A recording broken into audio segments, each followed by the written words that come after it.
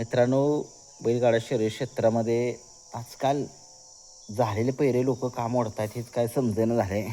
आणि नक्की बैलगाडा शर्यत क्षेत्रामध्ये पैसा महत्त्वाचा आहे की नाव महत्त्वाचं आहे हेच काय समजेना झालं आहे. परंतु बघितले चांगले चांगले जे आहेत ते पैरे खूप जण मोडत आहेत. असं का होतंय? असं घडायला नाही पाहिजे. खूप लोकांच्या मी प्रतिक्रिया ओळखतो, लोकांच्या मुलाखती घेतो. त्याच्यामध्ये सगळ्यांनी उल्लेख जो आहे तो केलेला आहे की बैलगाडा शर्यत क्षेत्रामध्ये आता गोरगरिबाचे नंदीसुद्धा पळतात, परंतु त्यांचा बैल कधी उजेडामध्ये नाही येत. का नाही येत? त्याला पण कारणं खूप आहेत मित्रांनो. स्पष्ट बोलणारा माणूस आहे मी, निंबाळकर सरांच्या विचाराचा माणूस आहे.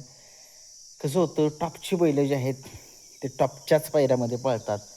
कसं होतं, एक्झाम्पल मोठा बैल पळतोय, मी नावं नाही घेत. मोठा बैल जर पळत असेल तर तो मोठ्याच पायऱ्यात पळणार आणि त्याच्या स्पीडनं त्याच्या ताकदीनंच ती गाडी पळते आणि ती गाडी सहजासहजी सापडतसुद्धा नाही आहे.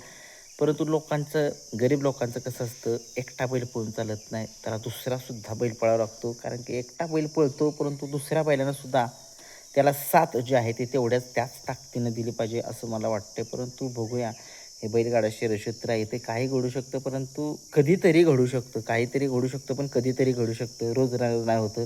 कारण की ज्यावेळेस टॉपचे बैल ज्यावेळेस मैदानामध्ये असतात टॉपच्याच पायऱ्यात, कारण की तुम्हाला माहितीच आहे आता खूप सारी मैदानं आहेत.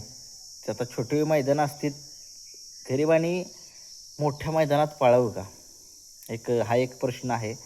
आणि कुठल्या मैदानात गरिबांनी बैल काढला पाहिजे असं मला वाटते की बघा तुम्हाला सांगतो, ज्या ज्या ठिकाणी आता कसं होतं, एखादा गोरगरीब त्याच्याकडे वायदीला सुद्धा पैसे नसतात बिचाऱ्यांच्याकडे.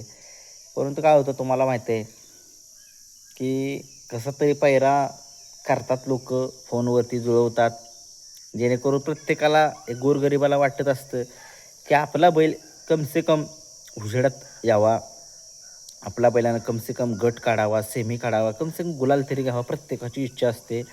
परंतु ही स्वप्न जे आहे ते कधी कधी पूर्ण नाही होत. ज्यावेळेस टॉपच्या गाड्या मैदानात असतात त्यावेळेस नाही चालत ही गाडी. कदाचित ती गाडी जर फॉल झाली तरच. कारण की हो का तुम्हाला माहीत आहे, बैलगाडा शर्यत क्षेत्रामध्ये असे क्वचित नंदी आहेत अंधारातील, तुम्हाला माहीत आहे की ते उजेडामध्ये आहेत. काही असे नंदी आहेत तुम्हाला मी अ, सांगू शकतो मी, सांगू शकतो म्हणजे नावं नाही घेत, कारण की नाव घेतलं तर एखाद्याला राग येईल. त्याच्यामध्ये अंधारातील बैल काय असे आहेत बघा, जे पायऱ्यात टॉपचा नसू द्या तरी गुलालामध्ये असतात. गुलाला मस्त होत असतो त्यांना, गुलालामध्ये असतात. आणि हे बैलगाडी शर्यत क्षेत्र एक वेगळ्या ट्रॅकवर निघाले असं मला वाटते. वायदी कुठेतरी थांबली पाहिजे लोकांची. गरिबाचं मरण होतंय मला असं वाटतंय. गरिबांची बैलं उजेडात खरंच आली पाहिजेत. हे बैलगाडा शर्यत क्षेत्रामध्ये त्यांची सुद्धा स्वप्न आहेत. मोठी लोकं कसं होतंय, मोठं पैर असलं की ते शेवटी 1 नंबरचं बक्षीस, 2 नंबरचं बक्षीस घेऊन जातातच. परंतु गरीब लोकांना विषय कसा असतो, त्यांना गुलाल पाहिजे असतो. परंतु गुलालसुद्धा नशिबी लागत नाही. कधी-कधी लागतो तो क्वार्टर फायनलचा गुलाल नशीब लागतो. पण शेवटी फायनलचा गुलाल तो फायनलचाच गुलाल असतो. परंतु आता ही माहिती थांबवू शकत नाही मित्रांनो. आणि लोकं तुम्हाला सांगतो, त्या बैलगाडी क्षेत्रामध्ये एक अनुभव घेतला आहे मी. कसं होतं, एखादा टॉपचा बैल पळणारा असतो आणि टॉपची बैलं ज्यावेळेस टॉपच्याच पायऱ्यात असतात, त्यावेळेस गरिबांना डावललं जातं. की काय होतं, की एखाद्या गरिबानं शब्द दिलेला असतो किंवा वायदीसुद्धा दिलेली असते, की मोठ्या बैलाला की त्या बैलासोबत आपण पळावा.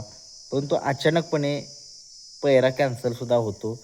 खूप वेदना होतात मनाला, लोकांची मनं जी आहेत ती दुखली जातात. म्हणून हे वायदी, बैलगाडा शर्यत वायदी अ, मोठ्या बैलांना कधी-कधी दिली जाते, परंतु देऊनसुद्धा कधी-कधी उपयोग होत नाही. कारण काय होतं, ऐन टायमिंगला पायरा जो आहे तो फिसकटला जातो. परंतु हे बैलगाडा शर्यत क्षेत्रामध्ये गरिबांनी कुठल्या मैदानात पळावं, छोटीशी मैदानं असतात बघा, त्या मैदानामध्ये पळायचं, की जेणेकरून मोठ्या गाड्या त्यामध्ये नसतात. तिथं आपला गुलाल मिळवायचा, तिथं आपण साध्य करायचं, असं माझं वैयक्तिक मत आहे. मोठ्या मैदानामध्ये पळायचं, पण हिंद केसरी असेल, थारचं मैदान असेल, त्यामध्ये टॉपचा पायरा करून पळायचं. परंतु समजा लाखाचं मैदान असेल, ओपनचं मैदान असेल, त्या मैदानामध्ये एक विचार करून बघायचा, बाबा हा बैल येतो का? आपण पैऱ्यांची व्हिडिओ टाकतो, तुम्हाला माहिती आहे कुठला बैल कुठल्या त्याच्या विचारावरती बैलं तुम्ही आणायची. कसं होतंय, काही ठिकाणी येतात, काही ठिकाणी नाही येत. लाईव्ह लॉटवरती कळतं ना. परंतु बघूया चला, मी गरिबांच्या बाजूनं कायम उभा आहे. गरिबांच्यासाठी नक्कीच झटेन. आणि एखाद्या गोरगरिबांची जरी मुलाखत घ्यायची असेल तर आपल्याला बिनधास्त कॉल करा 95 61 11 99 40वर. सातारा जिल्ह्यामधील कुठेही असू द्या बैल, त्या ठिकाणी आपण मुलाखत घेण्याचा प्रयत्न करू. सांगली सातारा एवढं, सांगली आणि पुण्याला एवढं नाही लांब जाऊ शकत आपण, त्याच्याबद्दल दिलगिरी व्यक्त करेन.